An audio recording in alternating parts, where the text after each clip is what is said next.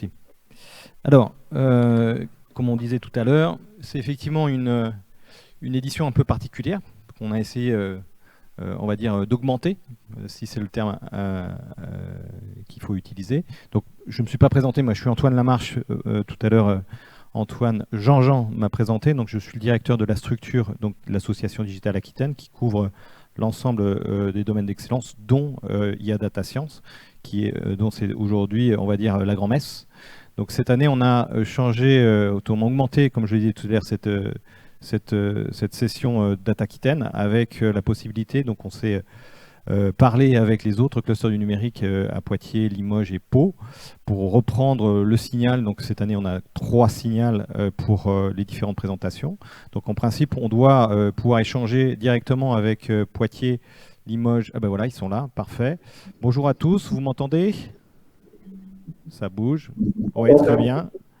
Donc, bonjour Poitiers d'abord. J'ai l'impression de faire Interville, mais bonjour Poitiers. Ou l'Eurovision. Vous m'entendez? Vous pouvez parler? On n'a pas le retour. Donc, ils sont à Poitiers, à Cobalt. Donc, c'est le SPN, donc c'est le cluster numérique sur le Poitou-Charentes, l'ex-Poitou-Charentes. On leur a proposé, ils l'ont accepté de participer avec nous, d'être partenaire de cet événement pour faire rayonner Data Aquitaine sur leur région avec un peu de présentiel, limité évidemment par les conditions sanitaires. Vous voyez que tout le monde est masqué encore là-bas.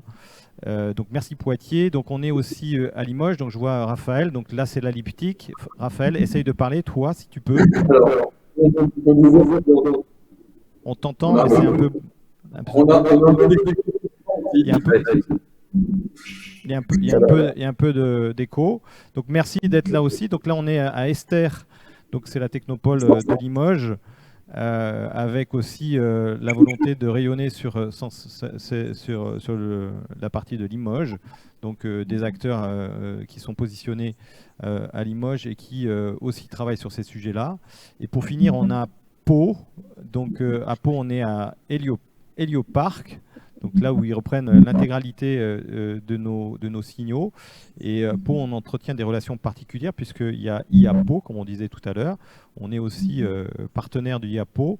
Donc c'est Philippe que je vois au premier plan. Ah, bonjour Philippe. Bonjour Jordan. Ah, bonjour. Parfait. Et donc Sébastien Lousteau, en principe aussi. Ah, il n'est pas là. Donc voilà. Donc, ah si, pardon, c'est Sébastien, pardon. Donc c'est Philippe qui est parti et Sébastien. Allez, c'est un bon. On a un petit slide pour vous, je crois, sur Pau. Jérôme, si tu peux revenir sur la présentation, s'il te plaît. Voilà. Donc il y a Pau. Peut-être même que Sébastien, si on l'entend suffisamment, peut faire la présentation à ma place. Vous m'entendez bien alors? Nickel. Il y a un gros groupe, mais on va... Donc merci, c'est une de donner la parole aux différentes villes de la région. Donc on a un message à faire passer à toutes les villes et tous les écoles de la région. Donc ici, à Pau, comme on a dit voilà, tout à l'heure, on essaye de rencontrer et animer un écosystème autour de l'IA avec l'association IA.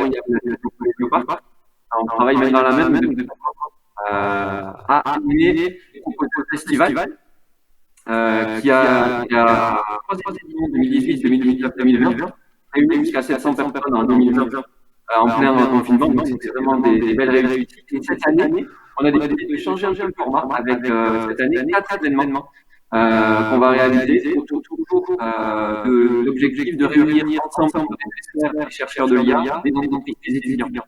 Donc avec des conférences et des challenges, des hackathons où on va faire travailler les étudiants sur des problématiques industrielles et des sujets vraiment proposés par les entreprises du territoire.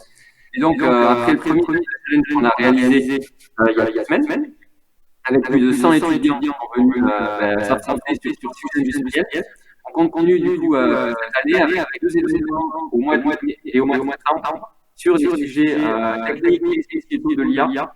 On va avoir du NLP côté technique et côté plutôt sociétal, on va avoir des questions de souveraineté, on va avoir des solutions de l'IA et de la 3e dimension européenne face aux États-Unis et à la Chine. Au mois de septembre, on parlera de l'informatique quantique et qu'est-ce que la quantique peut apporter aux problématiques et aux aux problèmes de l'IA. Et puis, le message que je voulais passer là aujourd'hui, ici donc à Hélioparc, avec autour de moi donc les membres de l'association et d'Hélioparc, c'est que tout le mois de mars, on va organiser le premier battle Nouvelle-Aquitaine, un nouveau format de data challenge où tous les étudiants qui sont inscrits dans des structures d'enseignement supérieur de la Nouvelle-Aquitaine vont pouvoir concourir autour d'un sujet d'une entreprise. Donc ça va débuter au mois de mars. La compétition va durer tout le mois. On va avoir toutes les semaines des questionnaires pour évaluer les équipes et mettre en place des classements tout le long du mois de mars. Et puis, il y aura des prix, comme d'habitude. Et là, je voulais faire un petit clin d'œil à Alain Rousset, qui va prendre la parole, je crois, dans quelques minutes. On est depuis 2 ans main dans la main avec la région sur vraiment l'aspect numérique responsable et l'impact environnemental de l'IA, c'est-à-dire la consommation des algorithmes, et c'est-à-dire aussi le cycle de vie des algorithmes et la mise en production, tout ce que ça peut entraîner comme impact sur l'environnement et sur les problèmes d'aujourd'hui et de demain. Donc voilà, des prix. On espère une centaine d'étudiants ont encore participé tout le mois de mars. Et donc Limoges, Poitiers, Niort, La Rochelle, la Côte Basque, voilà, tous les étudiants, on fera passer des mails de communication pour participer à cette compétition. Voilà, merci.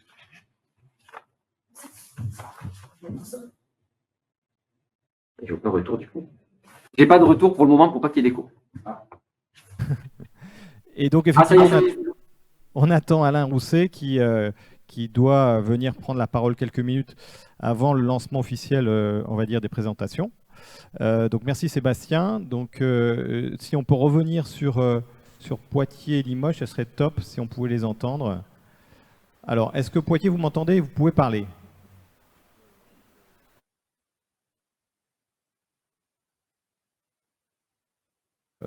À Limoges, Raphaël? Alors, est-ce que là vous nous entendez? Alors, je voulais dire, on en a parlé au téléphone hier, donc voilà, l'idée c'était évidemment de vous impliquer et, sur ces sujets data et IA.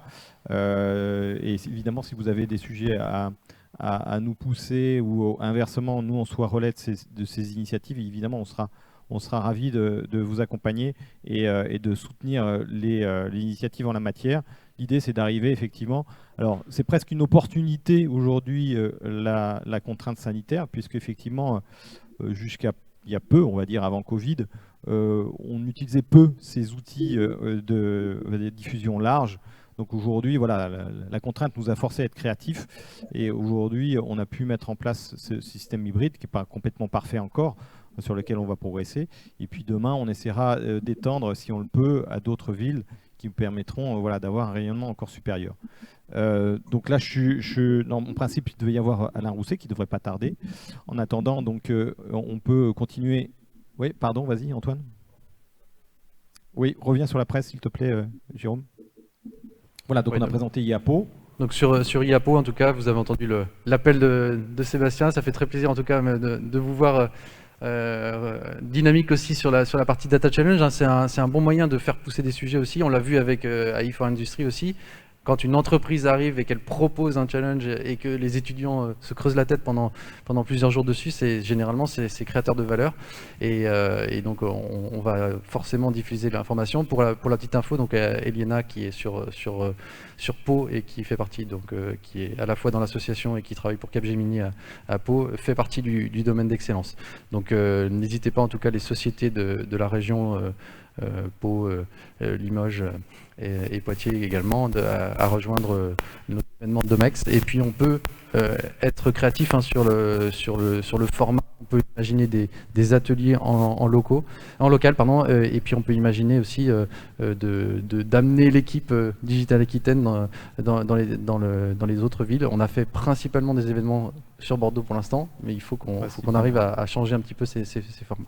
Voilà. Bah, c'est sûr que voilà, la contrainte qui pesait sur nous depuis 2 ans limite les mouvements, mais c'est vrai qu'on l'a observé, hein, les outils en particulier de visio, de webinaire, ont permis voilà, d'élargir très largement la diffusion. Donc c'est un outil qui aujourd'hui est efficace. Ça permet, sans forcément justement faire des kilomètres, d'assister à des présentations expertes. C'est aussi l'idée des ateliers mensuels qu'on essaye de monter, hein, les 2 qui ont été présentés tout à l'heure Femmes et Sciences et sur l'agent conversationnel.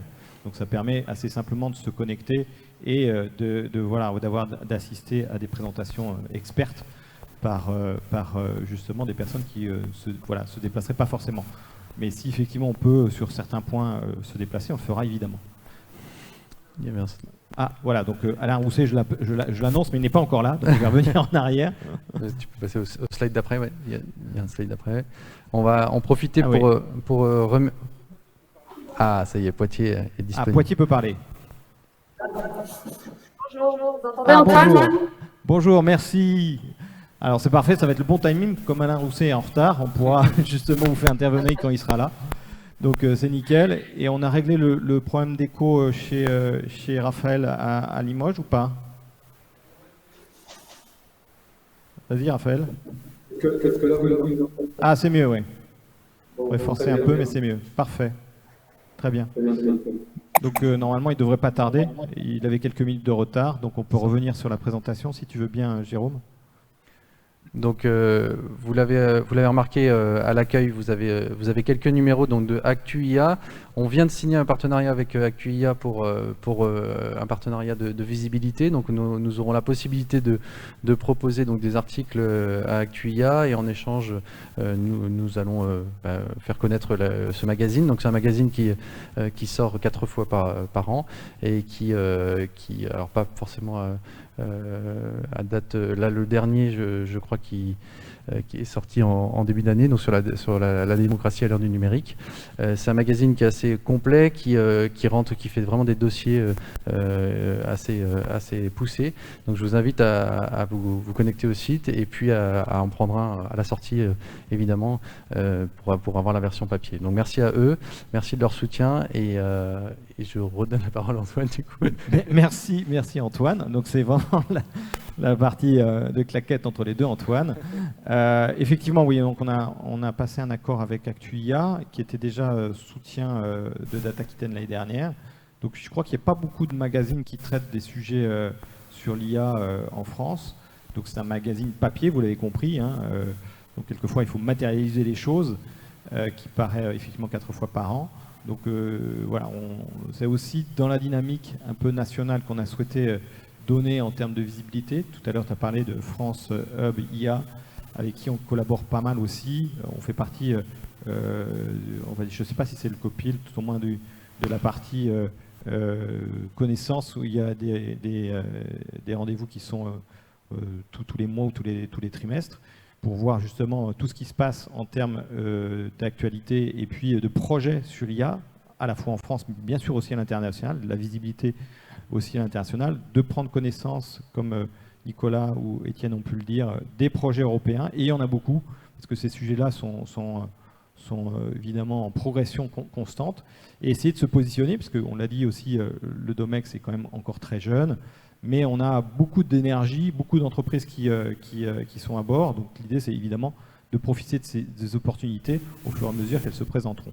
Donc tout ça va prendre un peu de temps dans les conditions qui existent, mais c'est la trajectoire qu'on souhaite inscrire pour ce Domex. Voilà. Comme on a quelques minutes, est-ce qu'on peut peut-être revenir sur les slides de Digital Aquitaine pour que tu représentes un petit peu les autres Domex, puisque Agnès a été passée peut-être assez rapidement pour tous ceux qui ne connaissent pas Digital Aquitaine. On a donc 5 Domex maintenant. Peut-être qu'on peut représenter un peu plus. Oui, alors ça, effectivement, je peux pouvoir rentrer dans le détail, parce que Agnès a bien présenté. Donc c'est effectivement, à l'origine de Digital Aquitaine, il y avait deux thématiques clairement identifiées, qui étaient préexistantes. Donc c'est effectivement le numérique en santé, et à nouveau les conditions qu'on a vécues ont fait prendre conscience du levier que peut représenter la donnée, en particulier la donnée de santé. Donc c'est l'axe principal de TIC Santé, c'est de travailler sur la donnée de santé. Donc il y a beaucoup de problématiques aussi de sécurisation de cette donnée. Je ne sais pas si vous avez suivi l'actualité sur le Health Data Hub par exemple, et aussi l'utilisation de la donnée. Comment l'encadrer. Donc il y a aussi de l'IA, on l'a vu tout à l'heure avec la présentation de l'université, puisque ce sont des outils qui permettent effectivement à partir de données de santé, on va dire d'améliorer le diagnostic. Donc ça c'est la partie numérique en santé. Il y avait effectivement aussi le Topos, qui est la mobilité, ce qu'on appelle les mobilités intelligentes. Donc c'est l'utilisation de la donnée pour travailler sur le transport des services et des personnes, en particulier les données satellitaires, mais pas que. Donc, et il y a quelques pépites en Nouvelle-Aquitaine. Je pense toujours à Géosat, donc sur la carto et en particulier la carto haute définition, qui sont, on va dire, des ingrédients nécessaires. On a beaucoup parlé, beaucoup moins ces derniers temps de véhicules autonomes, mais ils ont besoin, pour se repérer, d'avoir des repères haute définition et ensuite mettre en œuvre justement des solutions d'analyse de données à partir de l'IA ou de machine learning. Donc ça, c'est les deux domaines d'expertise ou domaines d'excellence historique. Effectivement, le commerce, pareil, hein, la pandémie a révélé le levier que peut représenter le numérique pour le commerce. Ça semblait un peu fou de se dire qu'il n'y avait pas de possibilité de rentrer dans les magasins, que ça n'arriverait jamais.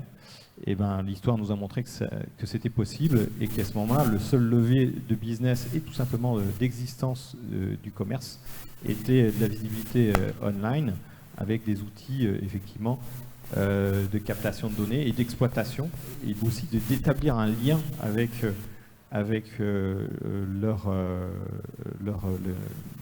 leur clientèle. Et donc c'est des sujets qui vont assez loin, de la digitalisation du point de vente jusqu'aux problématiques de logistique.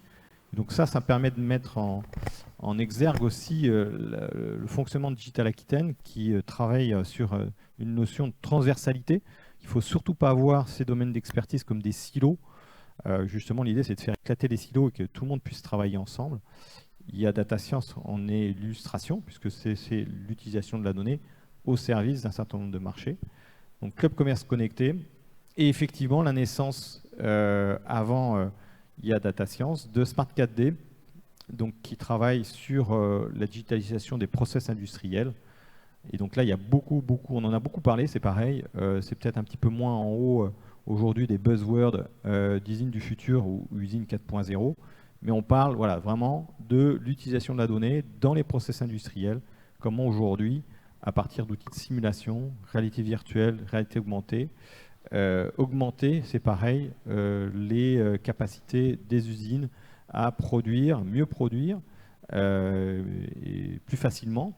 Et puis il y a un sujet transversal qu'on a soulevé un peu ici, qui fait partie des sujets, on va dire, filières, et qui était un peu transversal sur tout ce qu'on a dit, c'est effectivement la notion d'impact. Notion d'impact qui est en train de, aujourd'hui, depuis 2 ou 3 ans qu'on essaie de porter, c'est super le numérique, c'est des leviers de performance, c'est le levier d'efficacité, mais ça pose une problématique aussi d'impact et en particulier environnemental. Comment on intègre cette dimension d'impact dans les modèles économiques des acteurs de l'économie numérique.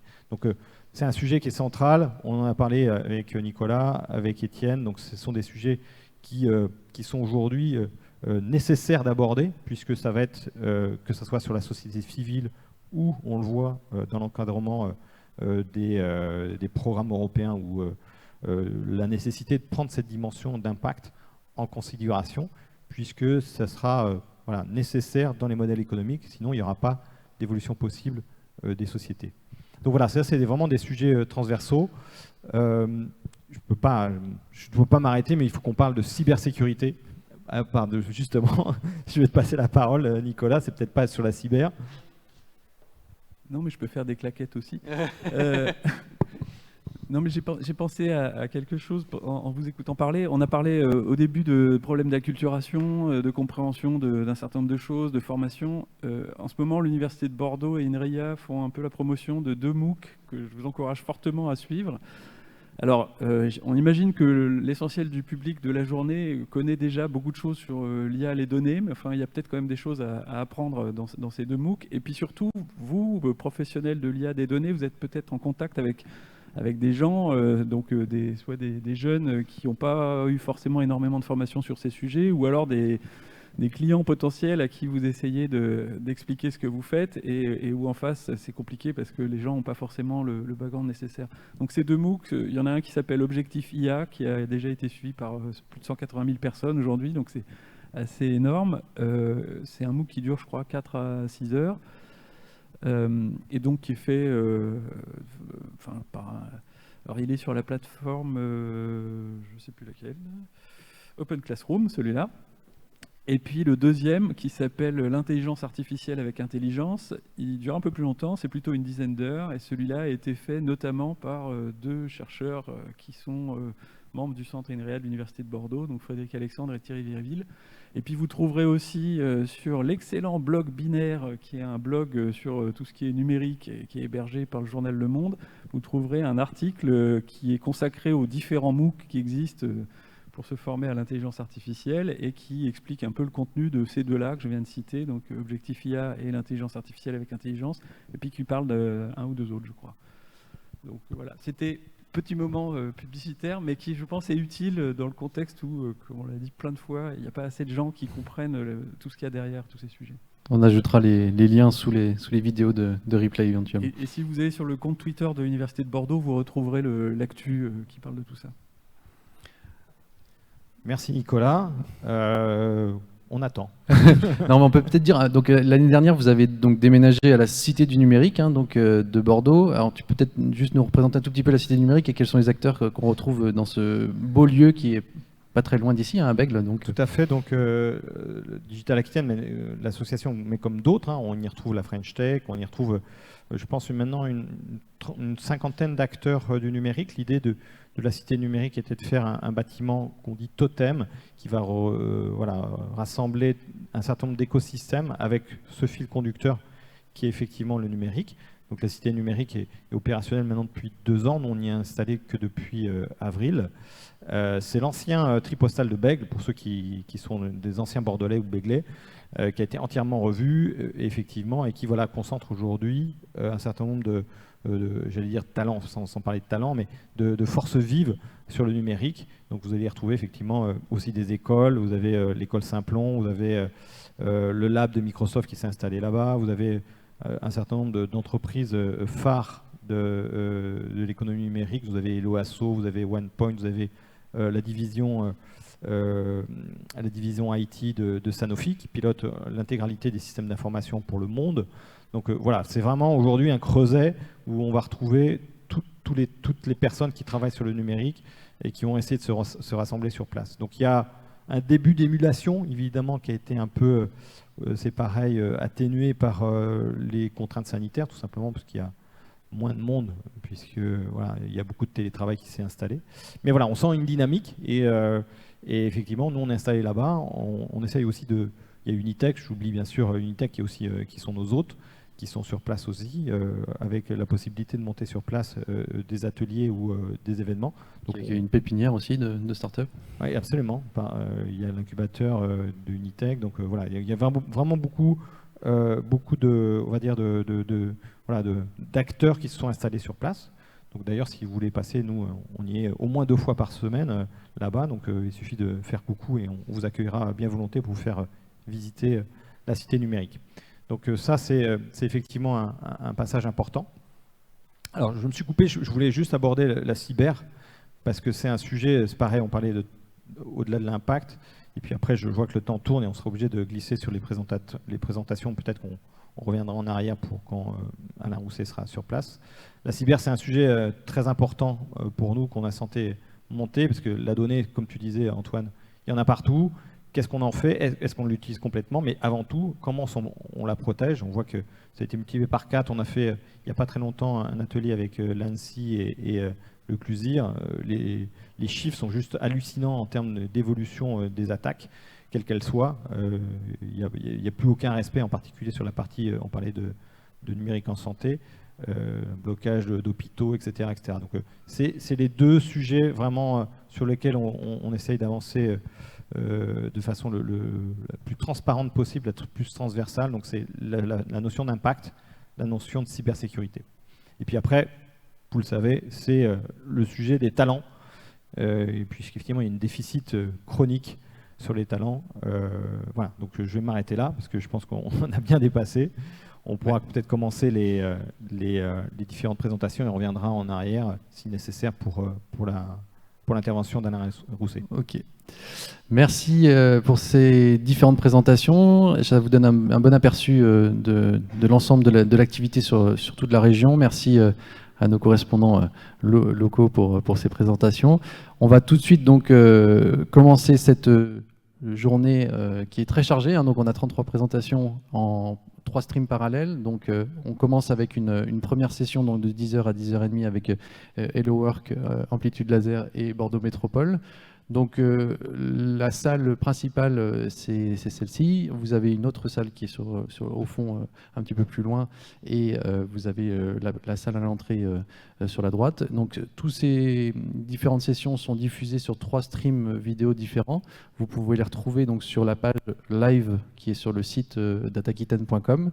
Je vous souhaite une très bonne journée et n'hésitez pas à faire votre petit marché dans le programme pour pouvoir constituer une journée passionnante. On se retrouve donc pour la plénière ce soir avec Yves Cazot que je vous présenterai plus en détail tout à l'heure. Merci à tous d'être venus et bonne journée. Voilà.